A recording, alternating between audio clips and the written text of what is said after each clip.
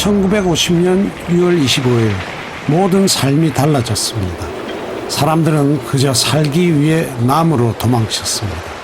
집에 오니까 어머니가 다 피난들 간다 하는데 이거 그리고 이제 아버지 있는데 가봐라 이제 저 동해. 그리고 아버지인데 와보니까 동해 뭐 다 도망가고 아무도 없어.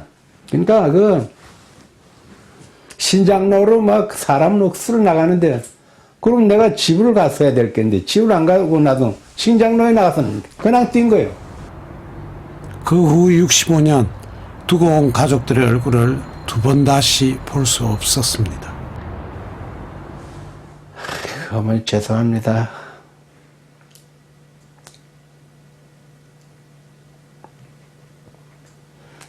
어머니 생각만 하면 눈물만 나지 뭐.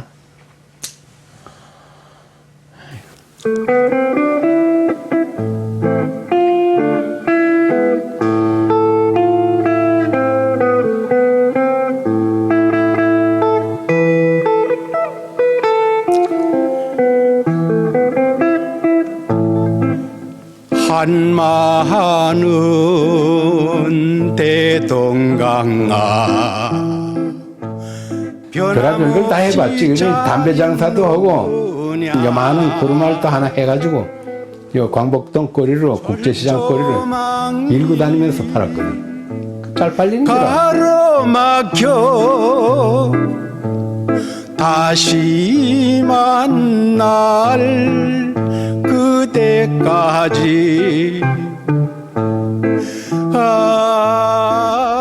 가난이 고통이 서러울 새도 없이 살아야만 했던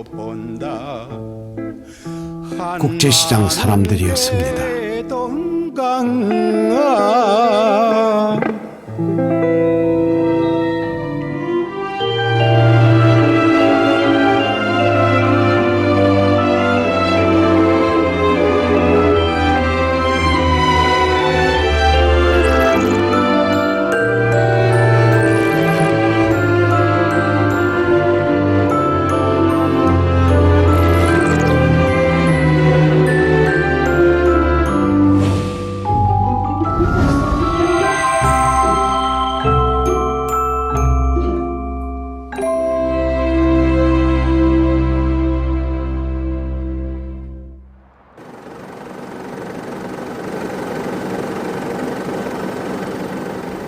탁 트인 부산항과 빼곡히 모여있는 주택들 한가운데 국제시장이 있습니다.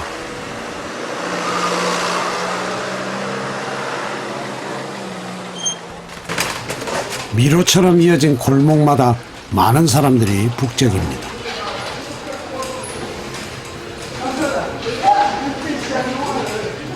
6개 동 2층 건물로 이루어진 국제시장은 전기, 조명, 공구와 포목 등 안 파는 게 없습니다.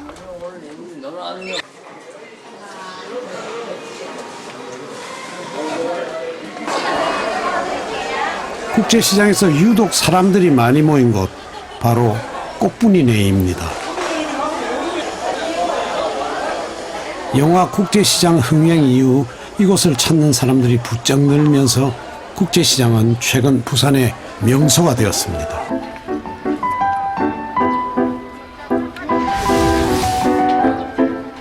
골목골목마다 세상의 온갖 것들이 넘쳐나는 풍경은 국제시장이 처음 섰던 70년 전과 다르지 않습니다.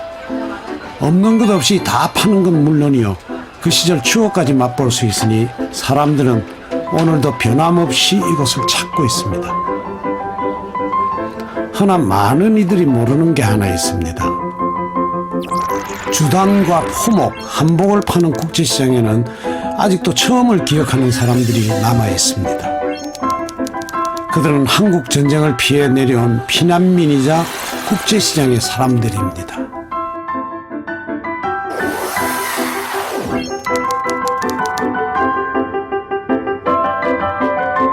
아, 넓다고? 1951년 1.4후 때 당시 부산으로 내려온 박명자 씨. 가족이 먹고 살기 위해 시작한 일이 장사였습니다. 할머니와 어머니가 버선을 만들어 팔면서 장사를 시작했고, 그 후 그녀의 인생이 되었습니다.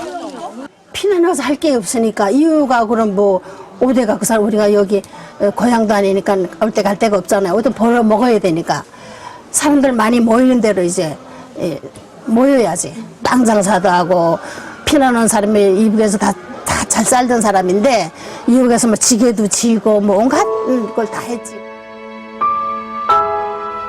모든 것을 버리고 그저 목숨 하나만 부지에 닿은 남녘 땅. 피난민들의 삶은 참으로 모질었습니다.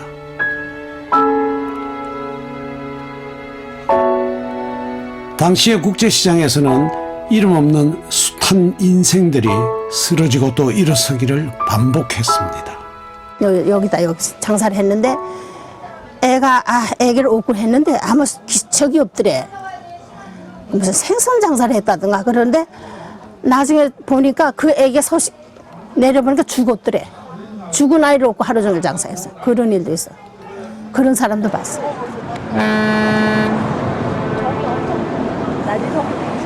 김금복 씨도 부산으로 피난와 국제시장에서 장사를 시작한 사람 중 한 명입니다. 피난 올 당시 그녀는 지금의 아들을 뱃속에 품고 있었는데요. 게 아니라 다 꼬방에 있어갖고 음력 2월 그녀는 머무를 집 한 칸 없이 아이를 낳아야 했습니다. 저 배에 있는 저 이체에서 애기 낳았어요. 뭐 붙들고 알을 게 없으니까 그 파이프를 안고만 뺑뺑 돌았죠. 파이프 안고 뺑뺑 돌다가 그래도 쳐다놓은 힘이 있어갖고 살을 힘이 오더라고요. 그래서 내가 이때 애기를 안 놓으면 내가 이 자리에서 죽을 기다 싶어갖고 피난민들이 가득했던 버려진 목선 구석 자리에서 둘째 아들을 낳았던 기억은 지금도 잊혀지지 않습니다. 알을 낳았는데 알은 막게 없는 게라 알은 싸 안을 게 없는 게라. 근데 보따리 하나 오시고 왔으니까 싸 안을 게 없으니까 그 배 위에 있는 아줌마가 새 소음을 한 줄을 니라보면서 여기다 애기는 마시오 이래 버렸어. 그래서 모욕도 안 쓰고 그거 피 먹고 뭐 무는 데다 알을 이래 탁 말아놓고 한 3일 있으니까 그 소음이 말이지 말라 들어붙어갖고 말이지 어떤 거는 안 떠진 거 요래 살았다니까 허물이 같이 떨어지더라. 허물이 같이. 고향에서는 참 남부럽지 않게 살았건만 부산에서는 다음날 끼니조차 없었습니다. 그래서 김금복 씨는 영도다리를 건너 국제시장으로 향했습니다. 외상으로 비누와 실을 가져다 판 것이 장사의 시작. 갓 태어난 둘째는 없고 3살배기 첫째 아들은 집에 가둬둬야 했습니다. 수십 년이 지났지만 지금도 첫째 아들 생각만 하면 가슴이 아립니다. 그 우도나 저거 말이라 문을 채워놓고 그 문을 채워놓고 간 이어나면 간이 그래 도도다 알아. 그러니까 그 허문이라도 나올까봐 싶어서 나오면 나가 장사하니까 잊어먹는다 이가 봐주셨는데 내가 진흥 때 되면 만지 들어간다 이가 집을 또 진흥할라 들어가면 그 열대 연다고 이러면 뜨거덩 소는 아이가 안 자니까 집안에서 문을 열라고 빨리 열라고 그냥 문을 막 떼댄다.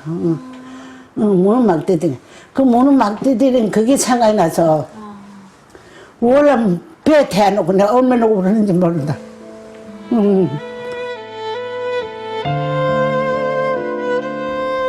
그 세월을 어찌 말로 다 할 수 있을까요? 바로 어제 일처럼 생생한데 벌써 60년이 넘는 세월이 흘러버렸고 자식들을 위해 버틴 삶은 그렇게 남녘 땅에 뿌리를 내렸습니다.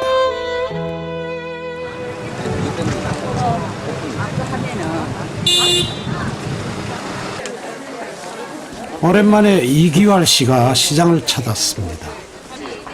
그 역시 이곳에서 장사를 한 1세대 상인.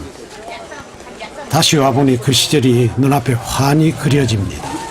옛날 생각나고 말고지. 근데 이게 옛날에 여기 전부 다 우리 아는 친구들 이 인서분이 멋있는 썼다 했었는데 여기 옛날에 괜스레 젊은 상인에게도 말을 붙여봅니다. 인섭이라고 다 우리 친구라. 여기 다 이제 젊어서 잘 모르고.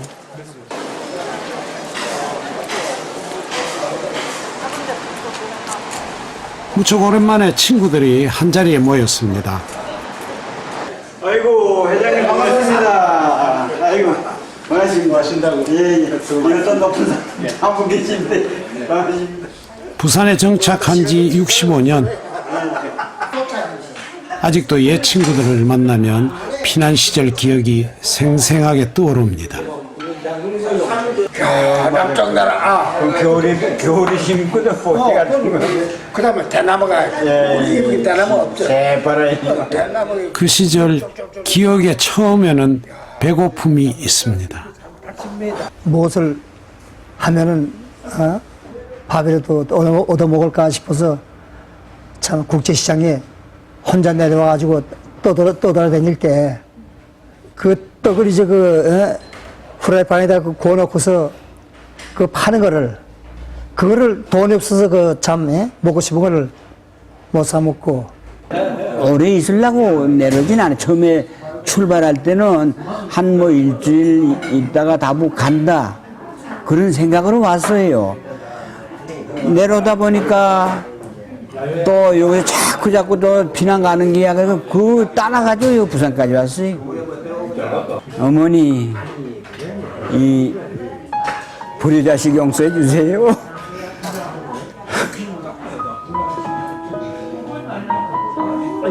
어머니 죄송합니다.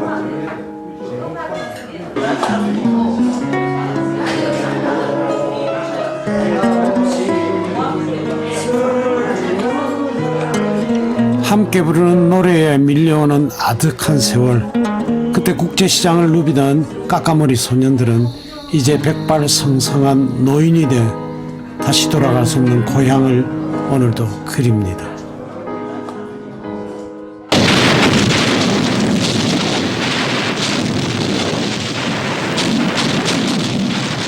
전쟁이었습니다. 생산을 오가는 전쟁통에 오직 살기 위해 올랐던 길.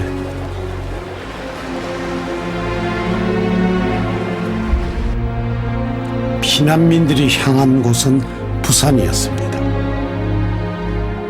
100만 명이 넘는 피난민들로 부산은 포화 상태가 됐습니다.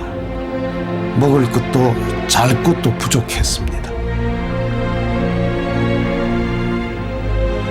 갈 곳 없는 피난민들은 산꼭대기까지 자리를 잡기 시작했고 그렇게 산 7분 능선까지 판잣집이 들어섰습니다. 자투리 땅이 조금이라도 있는 곳에는 어김없이 피난민촌이 들어섰고 그 모습은 지금의 부산을 만들었습니다.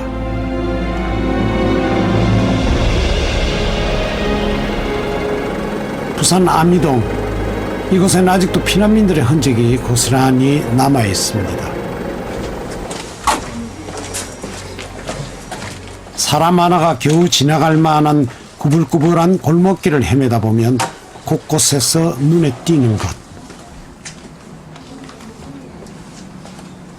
바로 비석입니다.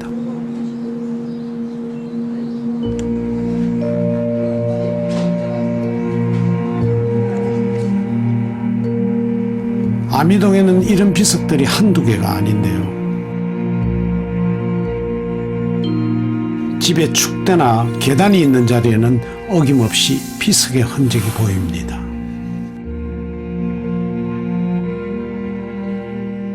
원래 여기가 일본 사람들 비석이 많이 있었거든 게 지금 요후에도 내 알기마도 지금 묻어서 그렇지 요래 배가 요래 단지가 요래 있어요. 우리 조그만 그때가 10몇 살 때가 그 안에 아들 들어가 봤어요. 그 안에. 아미동은 해방 전 콕정, 일본어로 다니마치로 불리던 일본인들의 공동묘지터였습니다. 골짜기로 간다는 뜻의 마을 이름은 곧 죽음을 의미했습니다. 한국전쟁 이후 일본인들의 납골묘가 가득했던 이곳까지 오갈 것 없던 피난민들이 몰려왔고 그렇게 피난민촌이 만들어졌습니다. 엄청난 숫자가 이 부산에 몰려오니까 시에서 무슨 대책이 안 서는 기지. 그러니까 일주일에 한 번씩 나와가지고 역전 앞에 확저 보따리 들고 모여 있으면 천막 줘가지고 아미동 어디로 가라. 그래 올라와 보니까 이런 공동모지지. 공동모지가 그 뭐 예의를 갖추고 자시고 할 여기도 없고 그 뭐 저 일본 사람들 그 뭐 비석 세워놓고 때리 제껴 보고 계단 만들 그것까지 계단 만들고 바닥 실어보고 그래가 그럼 사는 파인 자리 깔고. 얼마 전 도로 확장 공사로 발견된 집 한 채. 납골 묘위에 지어진 형태가 남아있는 판잣집입니다. 몸일 자리 하나 마땅치 않았던 시절 피난민들이 묘위에 어떻게 자리를 잡았는지 잘 알 수 있습니다. 특히 이 아미동 같은 경우에 뒤늦게 오신 분들이 마땅히 갈 데가 없으니까 일제강점기 때 일본 사람들이 만들었던 이제 납골묘 위에 이제 집을 짓게 됩니다. 근데 이게 참 이제 그 이야기를 들어보면은 납골묘를 평평하게 만들어 놓으니까 위에 있는 성물만 치워버리면은 집 바닥이 되고 거기에 기둥을 세우고 지붕만 덮어버리면 바로 집이 되니까 우선은 집 짓기에는 편했답니다. 어쨌든 남의 묘 위에 집을 지었다는 불편함은 있지만서도 그렇게 쉽게 이제 집을 지을 수 있었기 때문에 한편으로는 뭐 이분들로서는 좀 편리했던 거죠.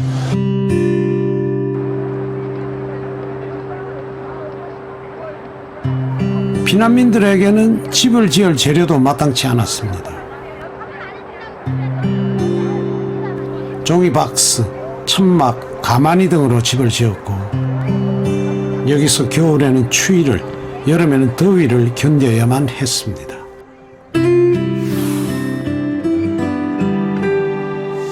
죽어난과 함께 또 피난민들을 괴롭혔던 건 바로 식순환이었습니다.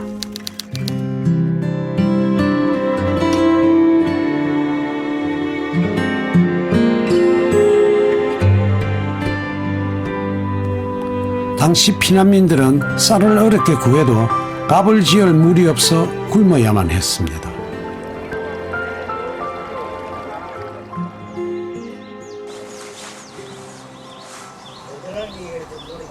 부산 영도, 복례산, 이곳은 물을 찾아 사람들이 몰려들었던 곳입니다. 많이 났다고.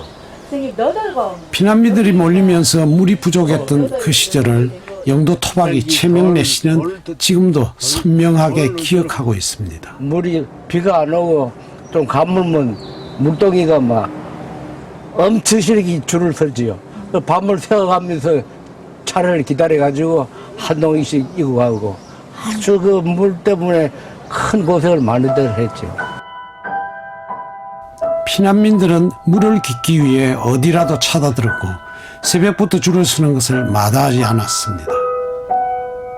그들에겐 살아남는 것보다 중요한 일은 없었습니다.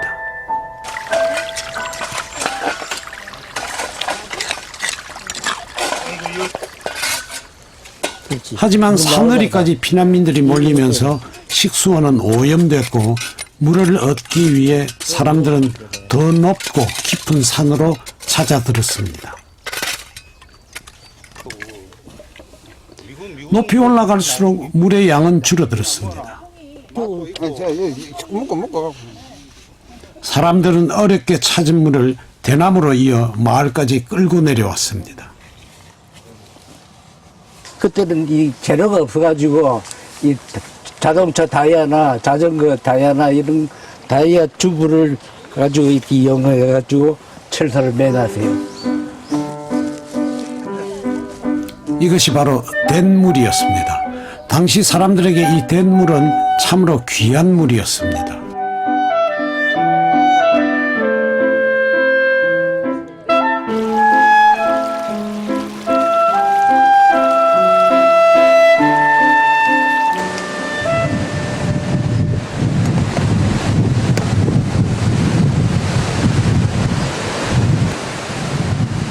태풍이 치면 바로 그 바람을 맞는 곳이라 하여 이름 붙여진 대풍포 마을. 파도와 바람이 거세서 부산 토박이들은 살지 않았던 벼랑 끝 마을에도 피난민들이 찾아들었습니다. 이대째 이곳에서 살아온 이 칠자씨는 세찬 바람보다 더 무서웠던 것이 바로 먹고 사는 일이었다고 합니다. 조만하게 그 당시는 집이 문제가 아니고 먹고 사는 게 문제니까 그때는 간장도 구경 못 해봤어. 국시 삶으면 물에다가 삿가루 뱅에 여마지든 삿가루를 떼어갖고 물에다 타가지고 그래 국시 먹었어요. 그 당시는 우리는 뭐 간장 구경도 못 했고 내 밥도둑으로 댕겨봤는데 부잣집과 함께 다르기는 다르더라. 밥그릇에다 딱 여자 봉래동 가면 배급은 늘 부족했고 1년이 지나자 그마저도 끊겨버렸습니다. 피난민들은 어떻게든 먹고 살아야 했습니다.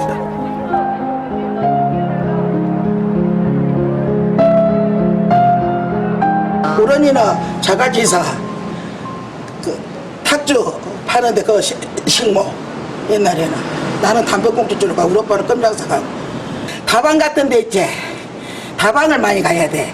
그러면 그 이제 잿더리 비워갖고 뭐 그거 쭉 가면 막 가래가 있지. 뱉어갖고 있어도 어쩌겠노. 그걸 딱 손으로 종이갖고 제거하고 뭐 영도다리에 또 사는 사람이 있어. 담배꽁초를 할머니들. 그 당시에는 우리가 어리고 그거는 어머니들이. 그럼 그거 다 파는 거라. 그러면 이제 그돈 팔아갖고 집에 가갖고 국수도 사고. 고사리 손으로 매일 담배꽁초를 주우러 다녔던 어린 아이들이나 그렇게 준 꽁초로 베개나 이불을 만들어 팔던 할머니 모두에게 하루하루 먹고 사는 일은 절박하고 치열했습니다. 피난민들이 먹고 살기 위해 찾았던 국제시장.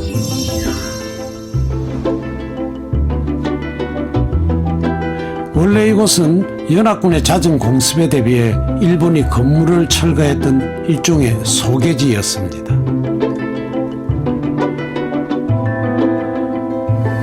이 넓은 공터가 바로 국제시장의 시작이었죠.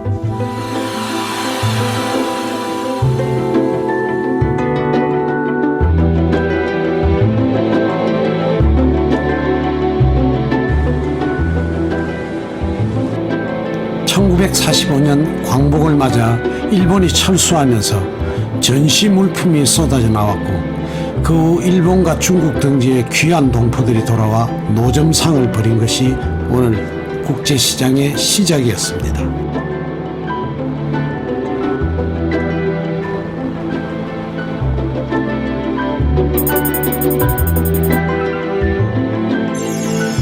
한국전쟁 이후 피난민들이 이곳을 중심으로 터전을 잡으면서 그때부터 국제시장은 그들에게 기회의 땅이 되었습니다.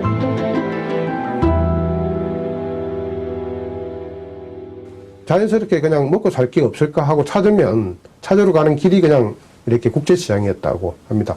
국제시장에 워낙 많은 업종들이 있으니까 거기 보고 자기가 할 수 있는 것들을 이렇게 선택할 수 있는 기회도 아마 주어졌던 것 같아요.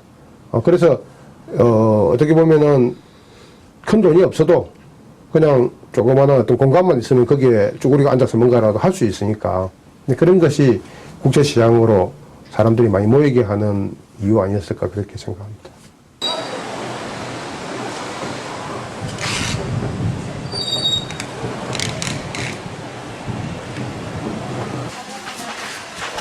우춘희 씨도 먹고 살기 위해 국제시장을 찾았던 피난민 중 한 명이었습니다. 피난 중에 부모님이 병을 얻으면서 그녀는 17이란 나이에 가장이 되었습니다. 기술이라고는 전혀 없었던 그녀가 선택한 것은 바느질. 내가 안 하면 우리 집은 절대 안 된다. 내가 딱 주저앉으면 우리 식구들은 다 뭐 죽도 밥도 안 된다. 나도 그때 뭐 알아요? 막 뭐 모르지. 장사가 뭔지 뭐가 뭔지도 모르지만 그래도 하도 다급하니까 그런 거라도 했던 것 같아요. 부산은 아주 괜찮다 하더니. 따로 바느질을 배운 적이 없었던 우춘희 씨. 중고책들을 뒤지며 혼자 공부한 것이 점차 솜씨를 인정받기 시작했습니다. 교포들이 많이 다녔어. 이런 수에도 우리 교포들이 많이 사갔지. 모든 것이 다 한디에. 저 양반 따라갈 사람은 잘 없었거든요. 너무 물건이 깔끔하게 나오니까 막 서로 막 빼들어 갈락하고 저 양반이 올 시간에는 차에서 기다리고 저 집 물건이라 하는 건 싹싹 다 갖다 알뜰하게 팔아먹습니다. 어머니 병수발에 동생 4명의 뒷바라지까지 우춘희 씨는 바느질을 하며 이 모든 일을 해냈습니다. 노력 한 만큼 얻을 수 있었기에 힘든 줄 모르고 살았던 세월입니다. 안 해본 사람은 몰라요. 쉴 새는 없는 거야. 하루에 한 3시간, 4시간 자고 밤낮으로 해야 돼. 지금 생각하니까 나도 어떻게 그래 했는지 모르겠어요. 급하니까 다 하게 된 것 같아. 수많은 피난민들이 생계를 해결하기 위해 국제시장으로 몰려들었습니다.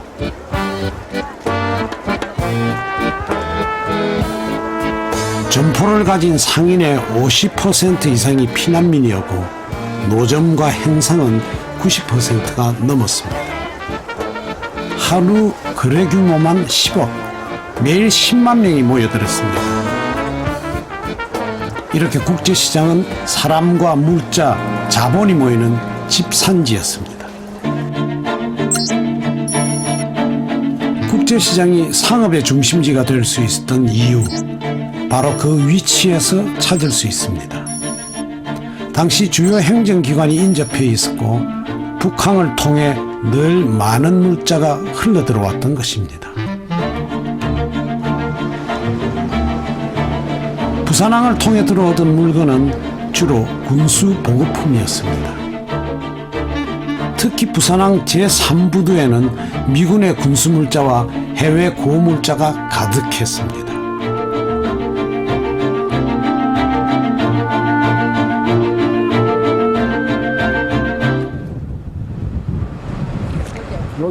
부산항 제3부두에서 일을 했던 조성목 씨는 미군의 군수 보급품을 빼돌렸던 일이 비일비재했다고 말합니다. 저기다 철사에 쇠덩어리 짓는 거거든, 저게. 옛날에 부두가 창고가 꽉 서 있잖아요.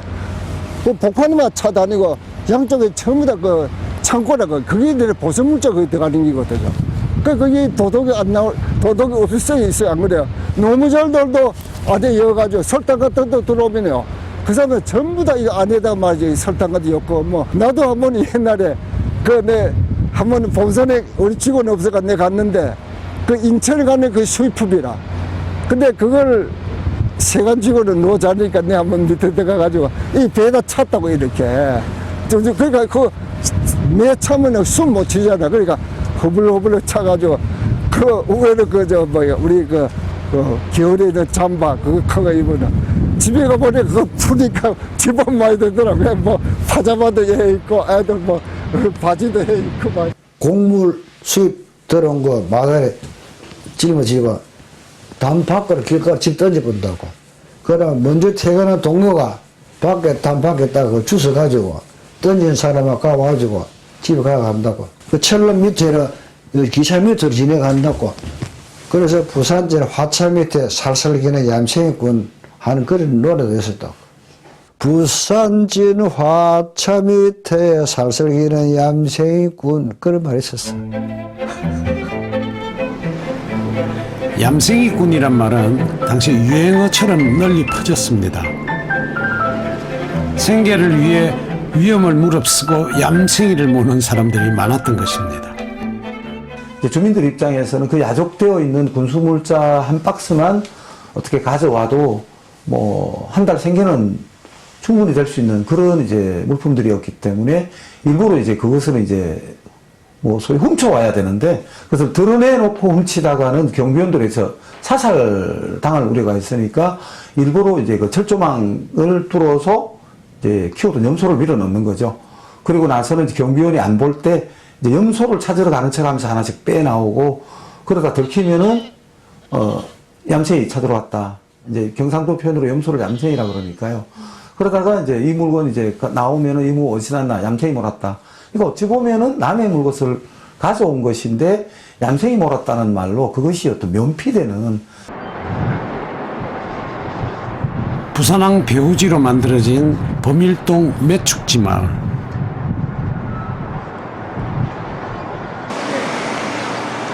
이곳엔 당시 얌생이꾼들이 주로 활동했던 미-55 보급창이 아직도 남아 있습니다. 저기 55부대에서 저 올라가면은 지금 가면은 집에 우리 돈 사무소에 있는데 그 앞에 전부 저 집이 생겼지만 그 밑에 이렇게 창고가 하나 있었어요. 하나도 안 걸려. 우리 한국 형사들 그거 안 건들려. 그 뭐 미국 놈 물건이니까. 그뭐 가가면 되는 게라 뭐 가가면 이제 야 지가 잘하면 이거이라 못하는 거는 병이라. 사지주방 같은 거 바지를 하나 이제 거기서 쫙 빼내 가지고는 요 철조망 밑으로 이래 해서 내보내면 밖에 그 부인들이 와서 있다가 딱 서 있다가는 그 나오는 거 보면 여기 몸을 몰고 이래 하다가 가서 딱 당치가 저 치마 밑에다 이어가지고 가면 끝나는 거죠. 치마.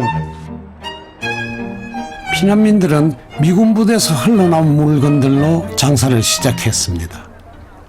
특히 군복은 불티나게 팔려가는 품목이었죠.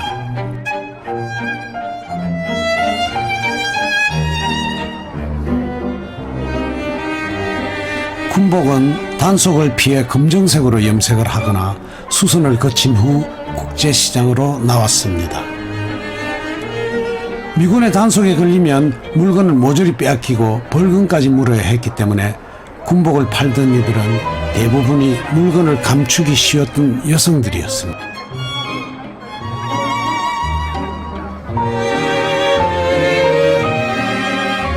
(1950년대) 국제시장의 풍경을 보면 군복을 팔았던 여성들의 모습을 많이 찾을 수 있습니다. 그들은 단속을 피하기 위해 한복 허리춤에 군복을 감추고 임신부 행세를 하며 물건을 내다 팔았습니다. 그 어디 가서 옷 만들어 놓은 데 가서 사가지고 울러매고 여자들이, 남자들은 안 그랬고 여자들이, 이북 여자들이 딱 울러매고 나오면 어떻게 해도 다 팔아요. 돈 없는 사람 그거 하나 사면 좀 헐거돼요. 사는데 물어봤다는 큰일 나는 기라. 안 사면 못 전대요. 이북 여자들이 했는데 막 따라다니면서 집에까지 따라가요. 따라가서 꼭 사야 돼요. 그 남자들은 그걸 옷을 못 감추잖아요. 그러니까 남자들은 작고 우리 여자들이 다 배불린 거, 저기 애기 뵌 거 같이 뛰고 나가 팔아서 그 집에다가 다 갖다 놓고 내 몸에만 치마 속에 아이 뵌 거 같이 뚱뚱하게 한 두 부씩 뛰고 나가서 서 있으면 군복 사려오는 군인들이 많아요. 그리고 사려오면 너무 집 골목에 들어가서 풀어서 팔고 또가 뛰고 나오고 이렇게 하면 그게 돈이 잘 벌리더라고요. 임신부 행세까지 했던 이들에겐 늘 억척스럽다는 수식어가 따라다녔습니다. 예, 악착같이 했지요. 뭐 정말 누가 총으로만 안 쏘면 어디라도 가서 그러고요. 사람이 죽게 되었으니까 죽게 되었으니까 그게 무슨 뭐를 가릴 수가 있나 좋은 거 고준 거. 참 국제시장이라는 말도 하면 참 한편 보면 고맙고 한편 보면 우리가 참 징글징글하게도 징글징글하네. 전쟁을 피해 내려왔지만 생존을 위한 또 다른 전쟁터였던 국제시장. 하지만 그 시절을 살아내고 그들은 삶을 일구었습니다.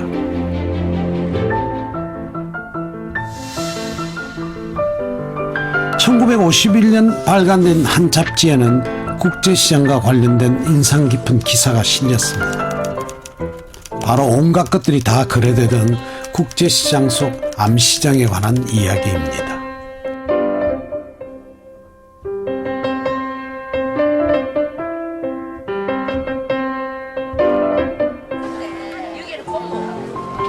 유엔이나 미군 물자가 거래되던 당시의 흔적은 오늘날 부평 깡통시장에서 찾을 수 있습니다.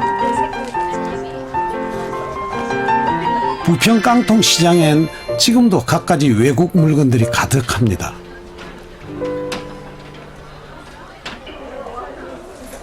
이곳에서 수입 제품을 판매하고 있는 박양길 씨는 초기 깡통시장의 모습을 잘 기억하고 있습니다. 비누로 보면 이 다이아, 이 다이아라든가 넋이라든가 이런 게 많이 있었어요 그때 당시에. 골게도 치약 같은 거. 이런 바세린 종류는 상태는 조금 틀립니다만. 전쟁 직후 배급받은 구호물자를 노점에 내다 놓고 팔던 것이 깡통 시장의 시작이라고 합니다. 그거하고는 아주 완전 통치하는 거. 맨 처음 시작은 우리 집에 맞아 배급을 깡통을 몇 개 받았다. 그럼 그거 이제 이렇게 놓고 있다가 그걸 못 팔게 하니까 감춰놓고 이제 그다음에 빈 깡통이 있어요. 근데 그때 당시 미군 고물자는 빈 깡통이었다고. 그것만 놔둔 거예요. 그러니까 그 빈 깡통 보고 이거 있습니까? 그러면 예 있습니다. 안에 들어가서 그걸 다 주고 이랬던 거예요. 당시 깡통 시장에서 주로 거래되던 물건들은 불법으로 나온 것들이 많았기 때문에 단속에 된소리를 맞은 적이 참 많았습니다.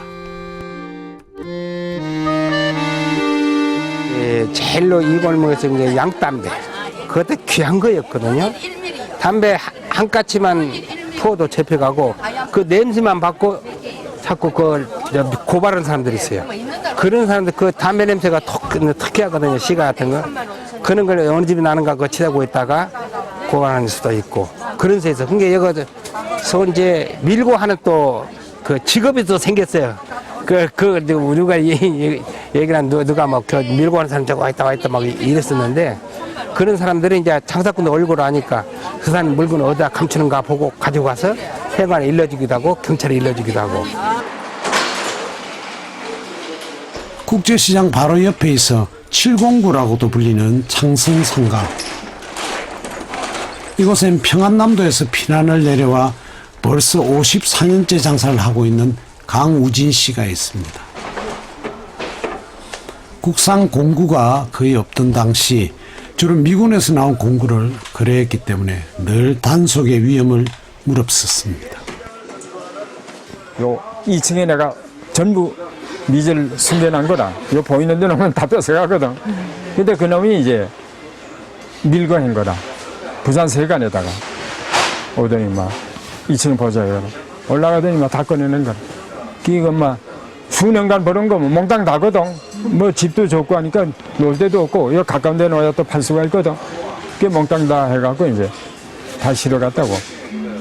아 그때 뭐 제일 막 완전히 뭐 죽은 목숨이나 다른 거지 뭐 정신이 없대. 이제 죽었다 싶대. 하루아침에 모든 것을 다 빼앗겼지만 주저앉을 수는 없었습니다. 이곳이 아니라면 다시 일어설 수가 없었기 때문입니다.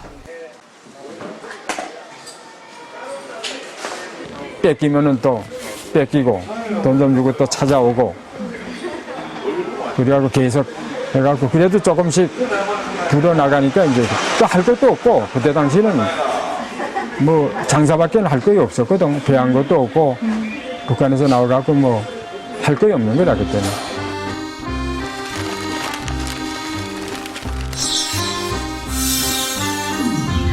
피난민들의 삶은 참으로 막막했고 또 고달팠습니다.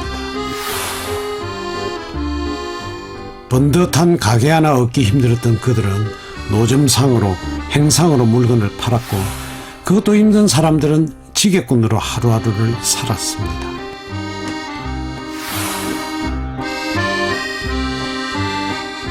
애환과 서름이 깃든 곳, 그리고 그것을 이겨낸 삶의 의지가 뿌리내린 곳, 그곳이 국제시장이었습니다. 1953년 겨울 국제시장의 불길이 치솟았습니다. 시장을 하루아침에 폐허로 만든 대화재였습니다.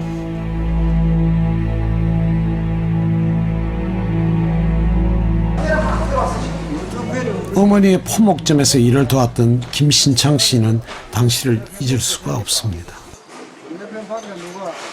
불이 진행 방향에 직선으로 일이 주로 많이 내려왔다고. 바람이 없어서. 109 음식점에서 난 불은 순식간에 609까지 내려왔습니다. 거기서는 우왕장할 새도 없고 그러고 나서 건너편 부평으로 건너내 뺐다고.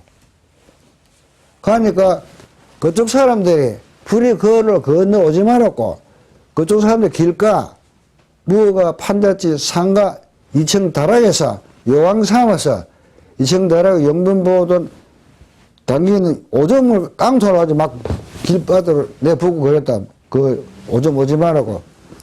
그래 건너편에 피신하다가 얼굴에 내가 오줌을 온팍 덮었었다고.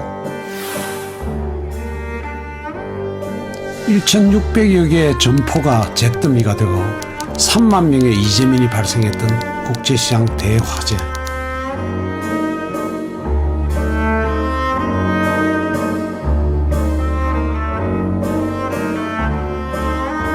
불이 난 지 7시간 만에 불길은 잡혔지만 화마가 지나간 자리는 참으로 처참했습니다.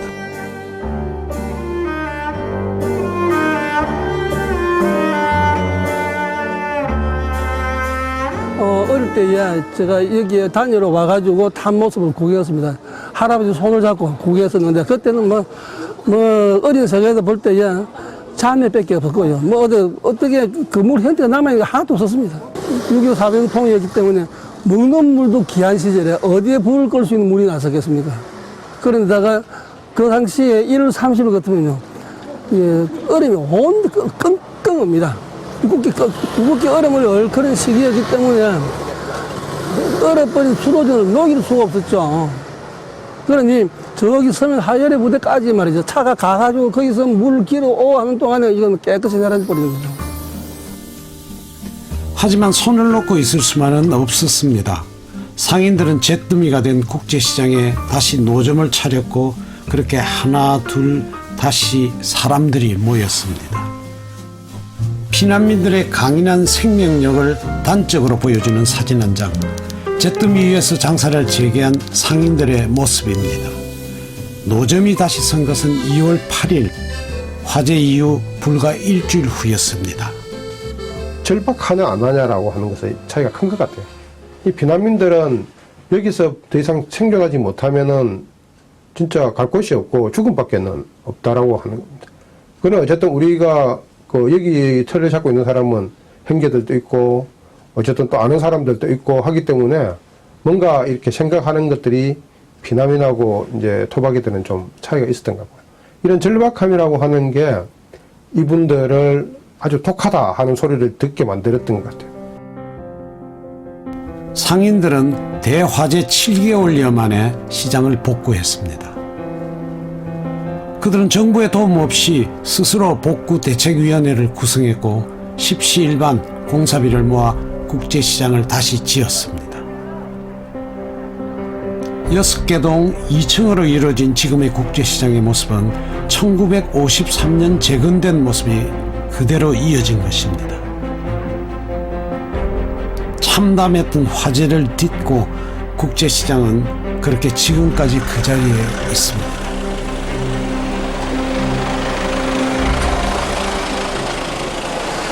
자, 전선 먹읍시다. 아유, 우리끼리 먹어야 되겠네.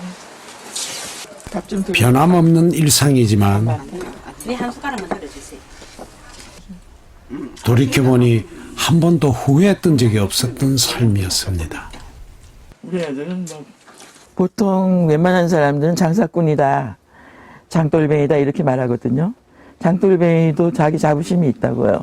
사실 내가 노력해서 사는데 장돌뱅이가 왜 나쁘진 않잖아요. 내 노력으로 벌어먹으니까 자부심 갖고 했어요. 부끄럽게 생각 안 했어요.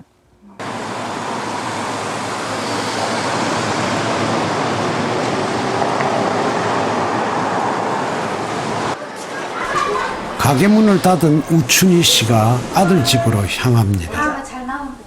그녀는 의사가 된 아들이 자랑스럽습니다. 사실 저희는 같이 살아도 이렇게 그렇게 많이 고생하시는지 잘 몰라요. 어릴 때 그래가지고 그냥 또 사니까 제가 힘든 것만 생각하지 또 어머니 힘들고 이런 거 잘 모르지 않습니까? 김광진 친되시냐고 이렇게 전화가 왔더라고요. 그래서 그렇다 하니까 KBS 방송국이라고. 그래서 왜 그러시냐 하니까 되게 아드님이 이번에 전체 수석입니다 이렇게 말하대. 그래서 내가 그 말을 생각지도 못해. 나는 그냥 왈칵하게 내가 울음이 막 터지더라고. 이런 날이 오리라고 상상이나 했을까요? 우춘희 씨는 오늘도 늘 입버릇처럼 말합니다. 나는 심심하고 내가 우스갯소리 나는 기적이다 이런. 내가 어떻게 이래 살았을까 내가 그런다고 얘기하다가 내 힘으로 그렇게 됐겠나 내가 이런 얘기 가끔 했어. 사람들하고 얘기하다가 이게 다 기적이지 내가 이래. 김금복 씨가 점심 준비에 한창입니다. 미국으로 서울로 자식들 떠나보내고 혼자 지낸 지도 수년. 외로움보다는 사남매를 잘 키워냈다는 생각에 뿌듯함이 더 큽니다. 저 왔어요. 그래, 니 와나 얼른 와나. 정신 봐요. 그래, 정신 봐요. 피난 시절 배에서 태어난 둘째 아들 황동웅 씨.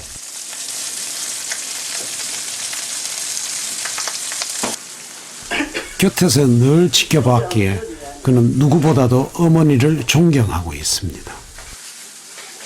처음부터 돈이 있어가지고 장사한 게 아니고 맨몸으로 시작을 해서 장사를 하니까 없는 데서 이루려니까 그 고통은 말할 수가 없죠. 예. 그러니까 어떻게 보면 엄마 아버지가 참 위대하죠, 위대해. 예. 저는 그래 봅니다.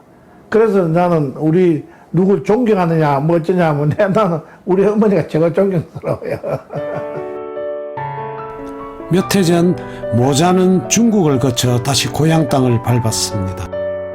힘겨운 65년의 생을 살아온 어머니께 드리는 크나큰 선물이었습니다.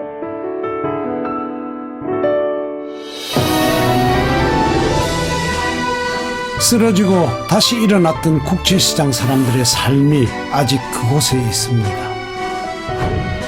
두고 온 가족에 대한 그리움과 함께 있는 가족에 대한 책임감으로 버티고 견뎌낸 세월. 65년의 시간을 가로질러 지금까지 이어온 위대한 우리 어머니와 아버지의 역사입니다.